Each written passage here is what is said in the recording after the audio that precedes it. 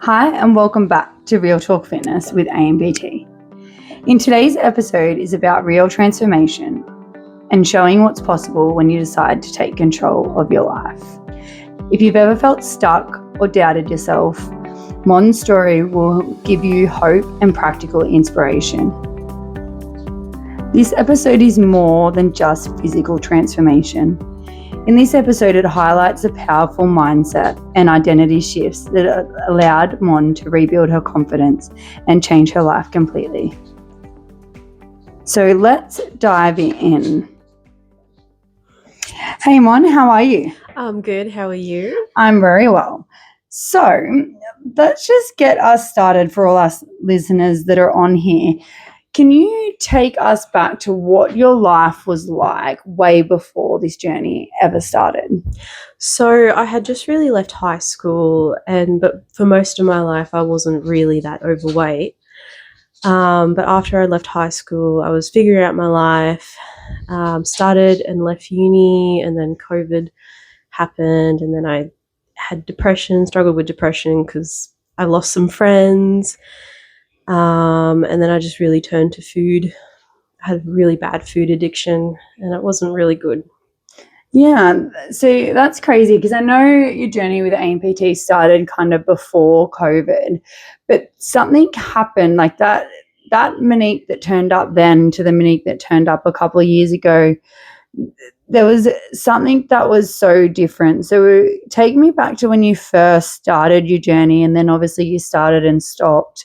Take me back to then, like when you started, what were your reasonings? Was it, the more that you felt you have to, or take us back to why that journey itself didn't last? Just for anyone that's listening, I know there's a lot of people out there that have started and stopped.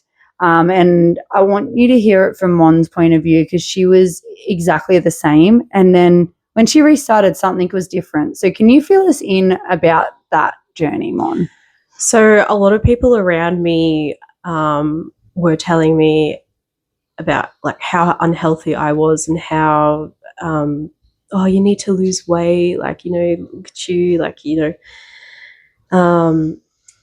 and I feel like it was more of I was being forced. It wasn't my choice to do it. I was doing it because the other people around me were telling me this is what I need to do. So my heart wasn't really in it. Yeah, that makes sense.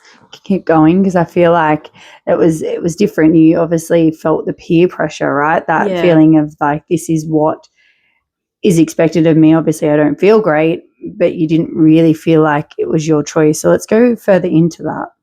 Yeah. So it was just basically to see other people around me like pressuring me, and I felt like I had to get their approval. I felt like this is what I had to do. Like I didn't really want to do it. It wasn't my choice. So yeah, I just kind of forced myself to go on this journey that I wasn't prepared for at all. Yeah. So obviously then you had a bit of a break, and I guess like to everyone that's listening that's done that as well, would you say that every time that you turned up when you felt that you had to do this for other people's approval and that it was the right thing to do, and that every time that you turned up out of hate rather than want? Absolutely. Yeah. I started to really not like fitness and eating healthy. Like it was just not what I wanted to do at the time. It's really hard to describe, but yeah.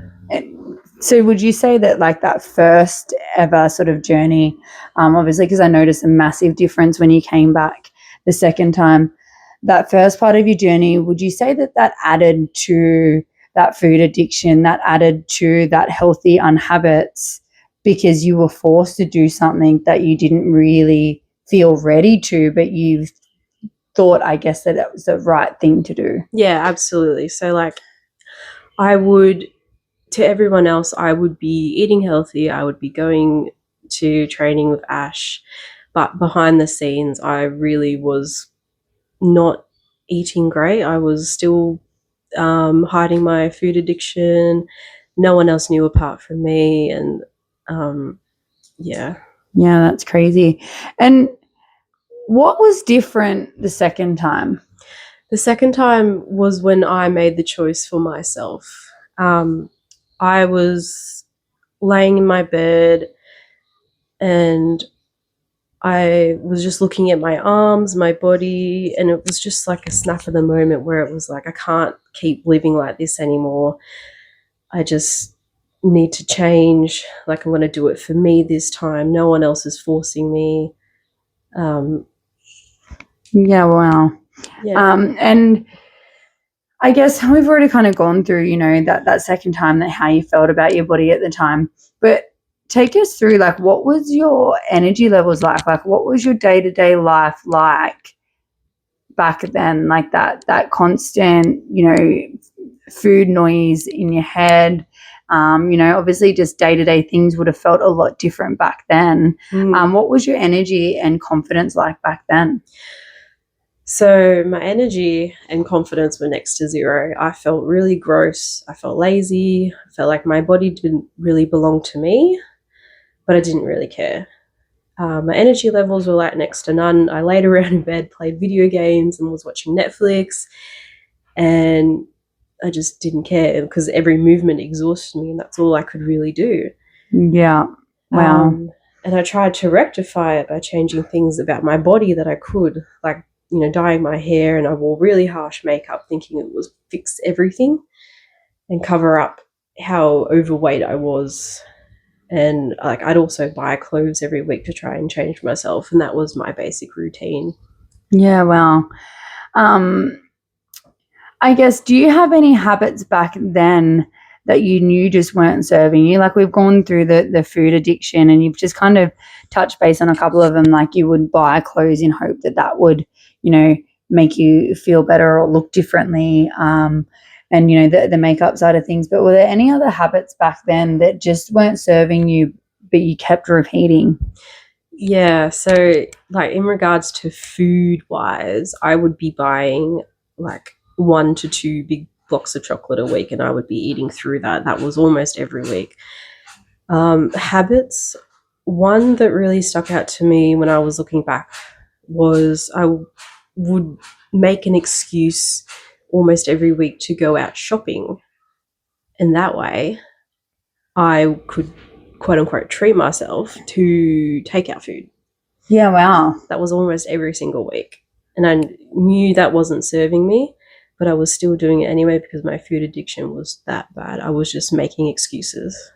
Yeah, see, that's crazy, and I hope that anyone's listening to this can sort of pick up on that, because that's a big one, and that's a huge awareness shift, to be aware of the fact that you weren't going shopping to buy things, you were going shopping to then feed yourself the story that because I'm here, I can get this and feel okay with it. Yeah. Yeah, wow. See, these are the things, and this is what I love so much about having these conversations with people, is these are the things that people don't see. Like, I've watched your transformation and obviously been part of your transformation, but for everybody that's been watching on the outside, they've just seen you go, you know, like almost 40 kilos down and kind of going, oh, like, you know, you're looking amazing. They have no idea the things that you used to tell yourself, what you used to do, all behind closed doors. And I think it's really important that we share that part for people, as there's many people listening that probably do the same thing, may not even have that chance to be aware yet. And hearing your journey and hearing how you overcome it, not saying that it was ever at any point easy, but will give other people hope that, you know, these things can get better. Absolutely. It's not going to be a forever. Was there a specific like trigger? Obviously, you spoke about previously about laying in your bed and kind of looking down and going, you know what, I need to do this. I can't keep doing this. But leading up to that, was there a specific trigger, a photo, or a health scare that led to starting that journey the second time for yourself? Yeah, so in between that mid phase of starting gym for the first time, going away from it, and then coming back, in between that phase, I was diagnosed with mild sleep apnea. And at 22, 23 years old, that's not something you really want to be diagnosed with. Yeah, there was plenty of photos I wasn't happy with that my family would show me, especially my mum. She would show me a photo and go, look, just look, have a look. This is you. And I would go, no, that's not me. Yeah. I had started to develop really dark stretch marks across my arms, mainly across my stomach that I wasn't happy with. Yeah, and I was just fed up of not seeing the person I was on the inside. Yeah, and isn't that sad though? Like, I guess, sitting to where you are now, I know that we've built a lot of confidence. You're still the same person inside. Obviously, a lot mentally stronger and a lot more confident, but people only generally see you from the outside. So that would have been a massive spiral, I guess, to kind of know that you are the same person, but there are so many people that judge people just Absolutely. on the outside. Yeah. Which is, I guess that's something that I can highly say with ANPT as a whole, is that, every person is different and there is no judgment. Like, we've all been there. Whether you can physically see that someone is in that bad place, or whether they're hiding it, but there is no judgment. And I think that's a huge thing. So what were the very first steps that you took once you made that decision? So we've come back. I still remember having that conversation, and, if anyone sees Mon now, like, when she's not obviously doing shift work, but she's at the gym, giving it her all, strong, lifting weights, and, very dedicated to her program and getting the results. When you first took that step, what sort of steps did you take to get to where you're at now? Like, what are the sort of things that you started focusing on? So I very much started focusing on my food. I think that was the number one problem that I was facing.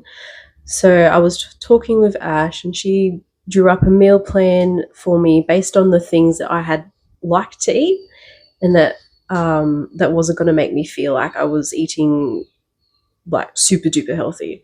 Like, it was foods that I still enjoyed, and I think that really, really helped. Yeah. And like, once you sort of, because obviously making that change, how did you combat the mental thoughts of that? Obviously doing the spiral for so long, and I guess hiding what you were eating, being afraid of being judged by others. How did you overcome that? Like, obviously having a plan to follow is good for so long, but how did you stay true to that and not fall back into those old habits? So I tried not to restrict my food. I told myself there's no good food or bad food. There was only just moderation. And if I was craving something that I really, really wanted, I would just let myself have it, because then I wasn't restricting myself. Because if I restricted myself, I'd want it more. Yeah. And then my next meal or snack, instead of healthy, would be a whole binge.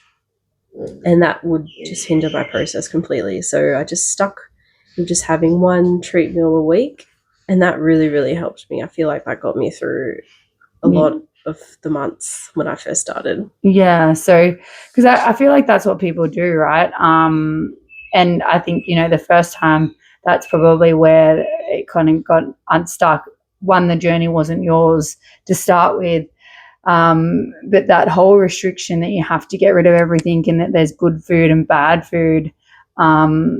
And then you just fall back into that vicious circle. Oh, well, I've had one bad thing, I'm just going to fall off the wagon. Yeah, it's definitely a mindset change for sure. Yeah. So, and I'm sure there would have been moments that you did relapse. How did you pull yourself out of any of the binges that you've had along the way of this, like, whole life transformation? Well, I would just talk to Ash and say, hey, I'm dealing with this. Like, I feel like I'm going in a spiral with my food. Like, I need a reset. And personally, I would just tell myself that. I just said, you can't keep doing this. Like, you've done this so many times before. You're not you're not going to let yourself go down that path again. So it was more of a mental struggle than anything. Yeah. And again, these are the struggles that people don't see, which is, I really, really appreciate you sharing them, because I feel like sometimes it can be nerve-wracking really telling people what goes on the inside. Oh, yeah. Did you ever feel nervous, like at the start, that you would never overcome any of these things? Oh, absolutely. I was so nervous. I was extremely nervous. I was worried that I would be judged by others, like joining a gym for the first time. I was worried that I was going to give up, like for a second time, or not for a second time, or like hundreds of times. Yeah. Yeah, and the way I overcome it was I just really just focused on myself, focused on my own journey, not look at anyone else. And yeah, that really kept me motivated. Yeah, well, and at what point did you start noticing that, you're not the same person physically and emotionally? Because the person that I'm sitting next to today is not the same person that I saw years ago. Like, your confidence, your happiness, how you carry yourself has all transformed throughout this journey. So it wasn't about lifting more weights on the barbell or seeing less numbers on the scale. The change in you yourself, even, booking a solo holiday to Canada, those sorts of things, the Monique that I first saw wouldn't have done. So what changes, or what point did you notice those changes? Probably not for a few months. I was very much still the same person while I was first starting. But I did eventually, after like a few months, I started to feel a bit more happier and more confident. And also because of the fact that I was doing it, I was accomplishing something I never thought I would ever accomplish. And that trip to Canada was my main motivator, because I had actually told myself, I said, look, you want to go on a trip, but you want to lose weight first. You are not going to Canada unless you lose this weight. And that was my main motivator. Yeah, and it all paid off, right? Like, absolutely. It was, yeah. So, and I guess, what else have you found that you've achieved other than just weight loss? I feel more confident in my clothes, and I feel free of judgment from others. And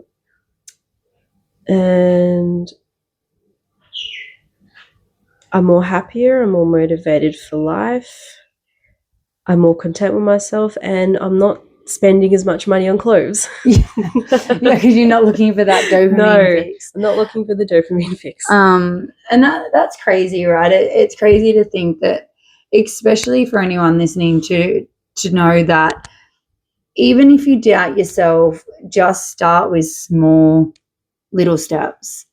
It's not about having it all together or having the big picture at first. It's just about believing in yourself that you can do it. Absolutely. So how would you describe your confidence now? Like, obviously being happier, doing life, doing more things out of your comfort zone compared to before? I feel like a completely different person. Of course, I still get in my feelings and like my old mental habits or how I was before, but I feel as everyone does.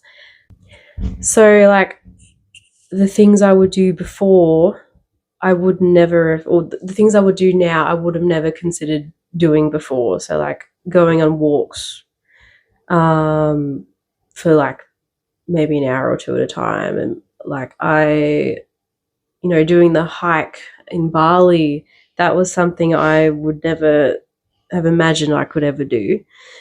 And that was a good time. Completely so out of your comfort zone.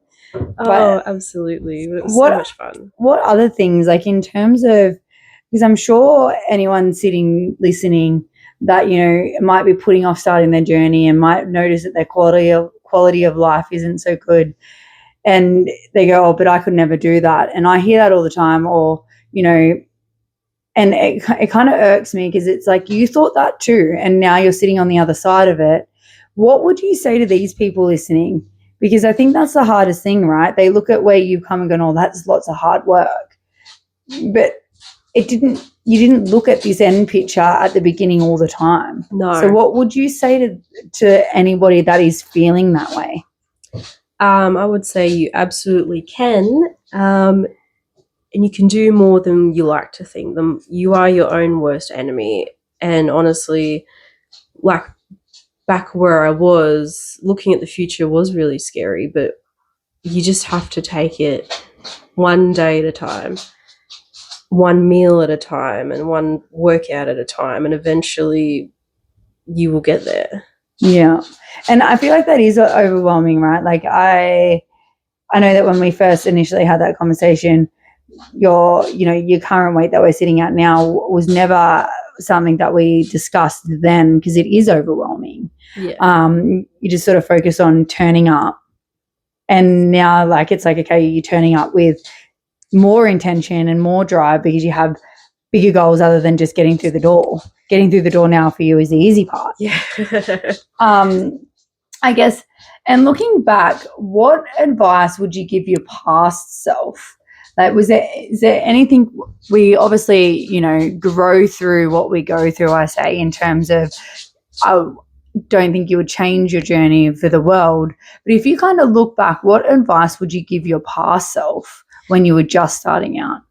So I would say don't stop just because it hurts, or don't stop just because you're tired, because that's the journey. The pain and struggle is only temporary. Yeah, which is, I think, so true, right? And I guess to anyone listening, Moni's also a shift worker. Yeah. So I think, a lot of people are like, I'm too tired, I can't be bothered to go. And Mon just said then, don't stop just because you're tired is, I think, the biggest killer, right? Like when you look back at your journey, how many times are you tired and you still turned up? Oh, so many times. Even today, like I had just recovered from being really sick, and this morning was my first time turning up to the gym in a week, and I was so tired. I didn't want to get up. I just wanted to stay in bed, but I still got up anyway, and I still showed up. And I'm glad I did it. Yeah, see, these are I guess these are the other things, right? It's like, how easy would it be for you just to go, oh yeah, no, I'll just start tomorrow? And I think that's a lot of people that could be listening to this, is goes, I just need to be better. Oh, it's too hard today, or I'm too tired today. I think if we take Mon's advice and go, just because it's tired, don't not do it, just show up. Yeah, it's like, just because you're tired today doesn't mean you're going to be tired tomorrow as well, because the same thing will keep happening over and over again. You're probably going to be tired every day. It's probably going to hurt every day. So I think people need to stop putting it off just because of the pain, and because you're tired, because it's always going to be. Yeah. And I would agree with that. Like, life keeps on lifing and things are going to keep on happening. And I think if you don't go, you know what, like, and I love what you just said then, is that just because you're tired today does not mean that you're not going to be tired tomorrow. Yeah, absolutely. So, and what do you do now to keep moving forward, to not slip back into your old ways? Well, I always make sure I have my gym booked for the week, so I pre-book it in advance, although I have been slacking a little bit recently. But I always make sure I have a time slot for the gym, so that way it forces myself to go. It's like, oh, I can't miss this appointment for the gym or whatever, so I have to go. Yeah.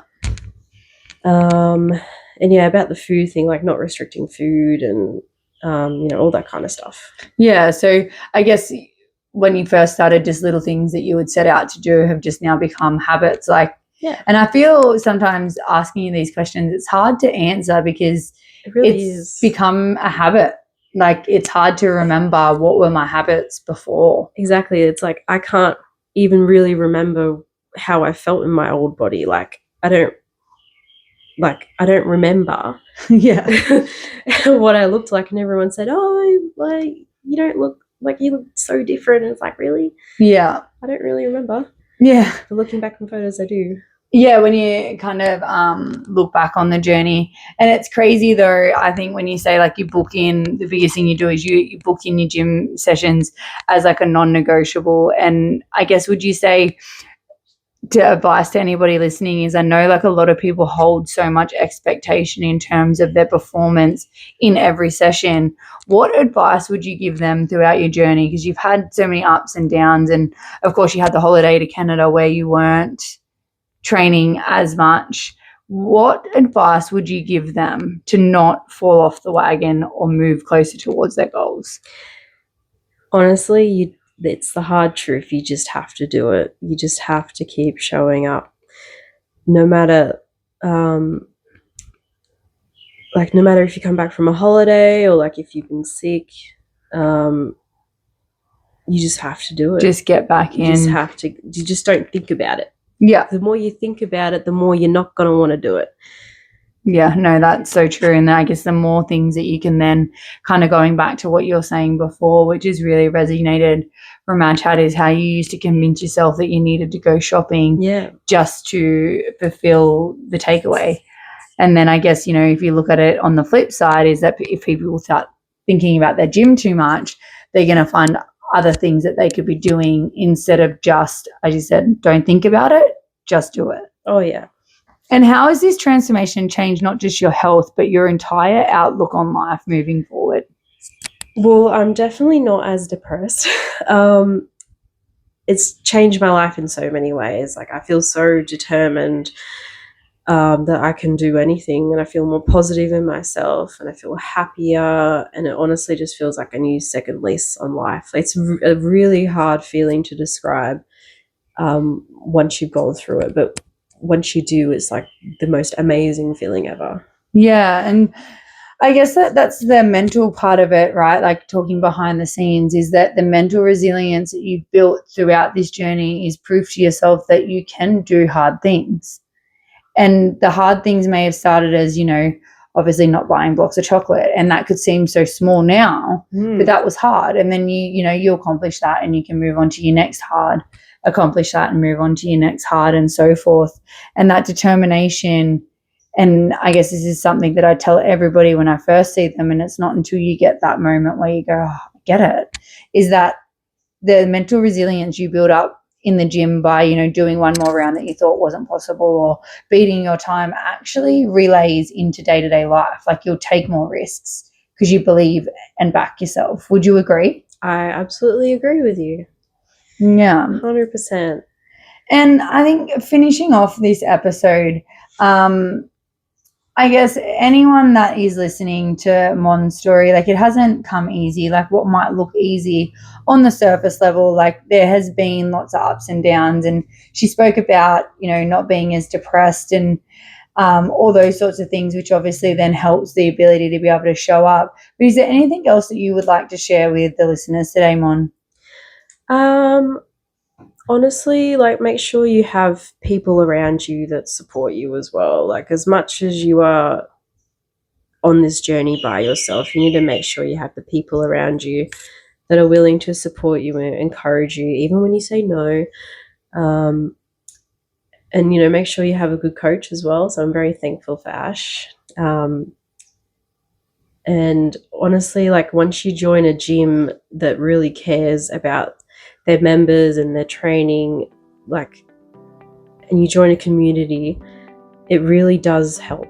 Because I've made friends, and the people around you and your friends will cheer you on in your workout. So it's like, you're not really on this journey alone. It's your journey, but you're not alone. Yeah, no, I think that makes a massive difference, right? It's like, it's kind of like when you want to give up and you have people around you that actually genuinely care, rather than just your own thoughts saying that, you know what, you can do more, and then you do it and just builds on it from there. Absolutely. So I just want to say thanks for joining me today, Mon. I'm sure that anyone listening to this podcast today will benefit from a lot of the things that we spoke about. Again, most people just see things on the surface level. So really, really appreciate your time joining us today. Welcome on the podcast, and I hope that has helped anyone that's listening. So until next time, guys, keep it real and talk to you soon. Bye.